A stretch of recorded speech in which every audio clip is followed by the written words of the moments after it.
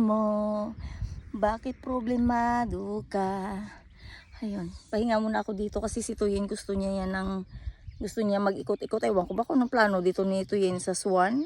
Parang gusto niya yata yung litsunin. Wala pa yung bus ko. Mukhang gusto na yata to ng lechong Swan. O saan ka ba, di ba? Kung Pasko, nililitsyon ang duck, nilalagyan ng kung ano-ano mga prutas. Prutas, yung itim na prutas na bloma. Ayun yung nilalagay-lagay para magkaroon ng design. Si Tuyin ang plano niya, ayun yun yung ano, yan. Yung malaking Sven. Yan, yung Swan na yan, yung tinatarget talaga nito yun eh. Mukhang gusto yata manghiram to. Ay, grabe yung init, no? Naano ko talaga, nararamdaman ko, ano ba yan?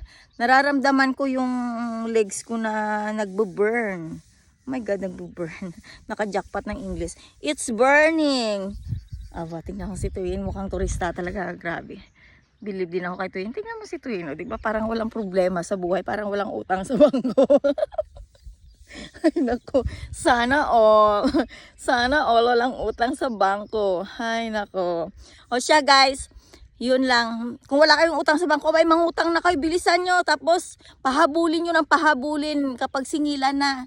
Ayun, problemahin mo yung uutangin yung oras na ng ano ba, magtapang-tapangan ka, sabihin mo ba, maghintay ka, wala akong pera, kung hindi matitigok ka sa akin, ganun. Pag oras ng utang, pag utangan, mabait. Kapag singilan, tapangan, ganun yun. O siya, sige, bye-bye.